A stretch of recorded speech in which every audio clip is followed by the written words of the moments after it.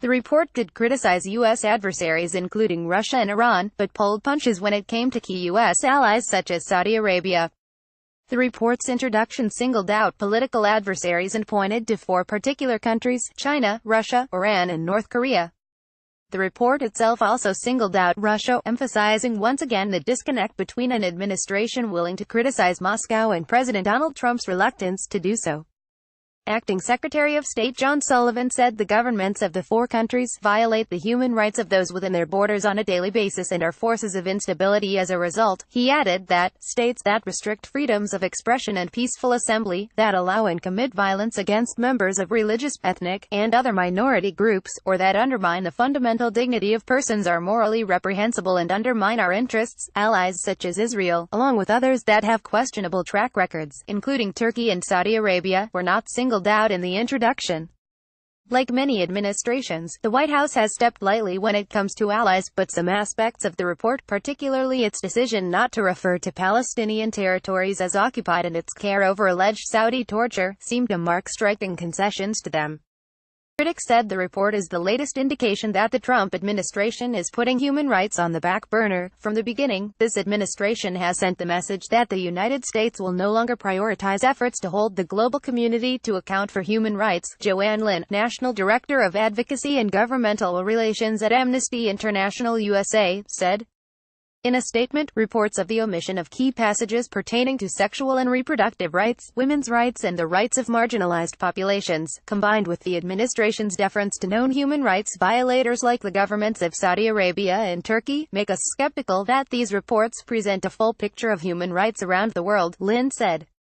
Those concerns surfaced last year, when then-Secretary of State Rex Tillerson came under fire for breaking with tradition and declining to present the report in person when it was issued.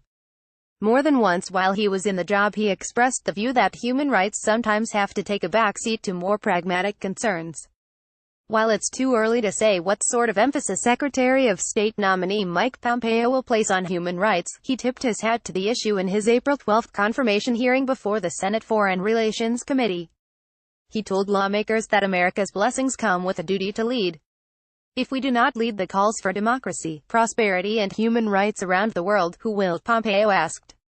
No other nation is equipped with the same blend of power and principle. Notably, this year's report changes the way women's reproductive issues are addressed, a move that has concerned some women's health and human rights advocates. Breaking with recent tradition, the document highlighted instances of coercive family planning, such as forced abortion, instead of referring to a broader range of reproductive rights including restrictions on access to abortion.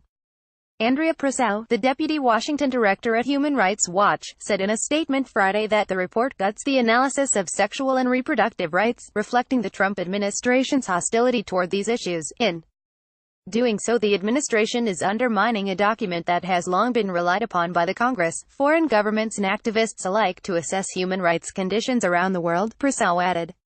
This is unfortunately only one facet of the administration's efforts to downplay human rights as an element of U.S. foreign policy. Last year, the administration drew similar ire from advocacy groups over its decision to reinstate the so-called Mexico City policy barring non-governmental organizations that advise women on abortion from receiving U.S. funds. But the State Department says it is simplifying the report, which is congressionally mandated and intended to document the status of human rights and worker rights in nearly 200 countries and territories, to return to its basic requirements under the law as it was applied prior to the Obama administration, and that it provides additional information on some abbreviated sections in hyperlink form. This year, we have sharpened the focus of the report to be more responsive to statutory reporting requirements, and more focused on government action or inaction with regard to the promotion and protection of human rights, Sullivan told reporters, speaking broadly about the document. The report, available online and one of the government's most highly read publications, is broken down by region and country. The Israel section was notable for a change in its categories.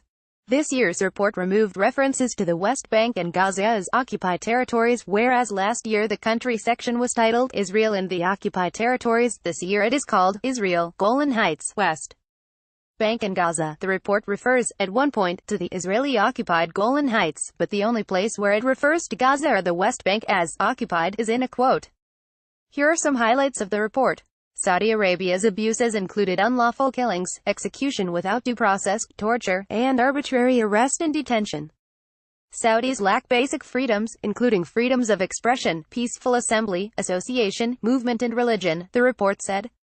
In November, the Saudi government detained approximately 200 government officials, businesspeople and royal family members, ostensibly to investigate allegations of widespread corruption. The report offered odd, soft-pedaled language to describe allegations of torture, saying that, according to media reports, members of the security forces coerced with relative impunity at least some of the detainees to the point of requiring medical care. The report noted that Saudi-led airstrikes in Yemen resulted in civilian casualties and damage to infrastructure, and cited concerns by the United Nations and rights groups such as Amnesty International that Saudi strikes caused disproportionate collateral damage. Unusually, it paired that observation with a sentence noting that rebels in Yemen have fired missiles into Saudi territory. The Syria section of the report reads like a catalogue of the absolute worst of human behavior. The regime conducted extrajudicial executions and used rape, including of children, as a weapon of war. It committed massacres, starved its population, disappeared, and tortured people by the thousands. Prisons are known for sexual violence, life-threatening conditions and the deliberate denial of medical care. Syria continued to use chemical weapons, including sarin and chlorine, against civilians, and to conduct widespread barrel bombing of civilians and residential areas. The government systematically attacked civilian infrastructure, including hospitals. Impunity was pervasive and deeply embedded in the security forces and elsewhere in the government, the report said. Beyond the annexation of Crimea in 2014 and its backing for Russian-led forces in Ukraine, where thousands of civilians have died, Russia was identified as a major violator of human rights within its own territory. The most significant human rights issues included extrajudicial killings, enforced disappearances, torture, life-threatening conditions in prisons, arbitrary arrest and detention, a lack of judicial independence and severe restrictions on freedom of expression and the media, to name a few. New laws limit peaceful dissent and curtail the work of opposition politicians and civil society groups. There is widespread corruption at all levels and in all branches of government, the report said.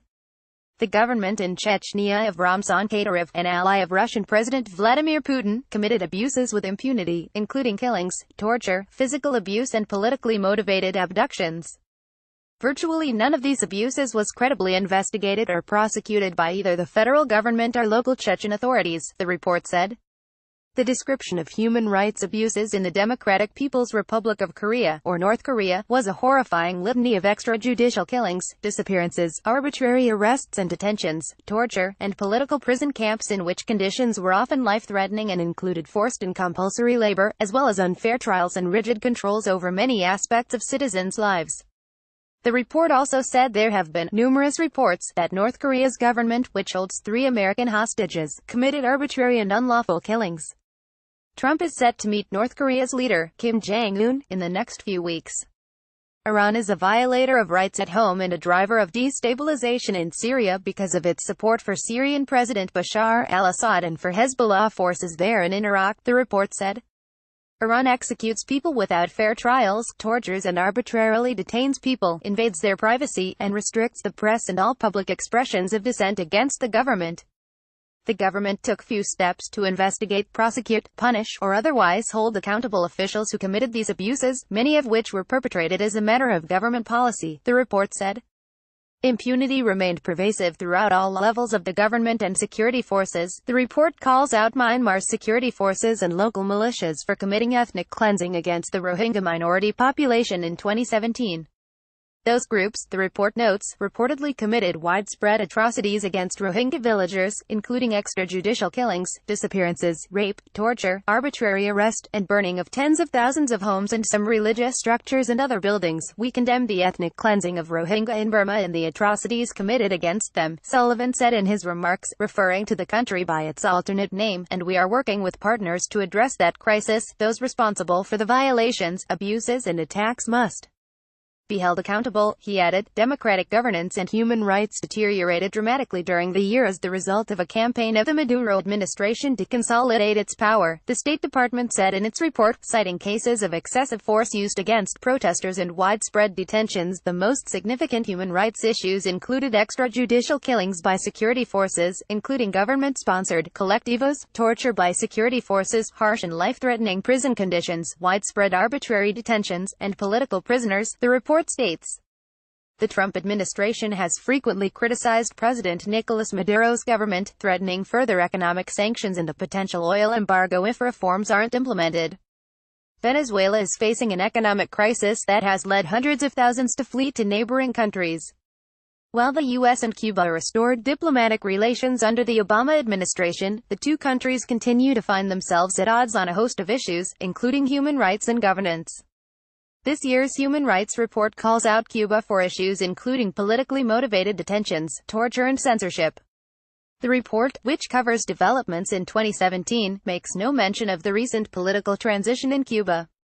On Thursday, State Department spokeswoman Heather Nauert said the U.S. was disappointed that the Cuban government opted to silence independent voices and maintain its repressive monopoly on power, rather than allow its people a meaningful choice through free, fair and competitive elections. In addition to singling out China as a force for instability in its preface, the report focuses on the country's police and judicial system, as well as significant restrictions on freedom of speech, press, assembly, association, religion, and movement. In his remarks, Sullivan said, China continues to spread the worst features of its authoritarian system, including restrictions on activists, civil society, freedom of expression, and the use of arbitrary surveillance. We are particularly concerned about the efforts of Chinese authorities to eliminate the religious, linguistic, and cultural identities of Uyghur Muslims and Tibetan Buddhists, he said, as well as restrictions on the worship of Christians. The U.S. and China have had an unsteady relationship in recent months, with Trump publicly praising Chinese President Xi Jinping, while blasting the country over its trade practices. In Turkey, the detention of tens of thousands of individuals, including journalists and academics, under an ongoing state of emergency has undermined the rule of law there, Sullivan said in his remarks, referring to a widespread crackdown initiated by the government of President Recep Tayyip Erdogan since a failed coup attempt in 2016. While the U.S. and Turkey retain an important military alliance, their relations have become increasingly frayed as Erdogan has consolidated political power and aligned himself more closely with U.S. foes like Russia and Iran. The report notes that Turkey experienced significant political challenges during the year, but it criticizes widespread arrests, including those of two U.S. mission employees.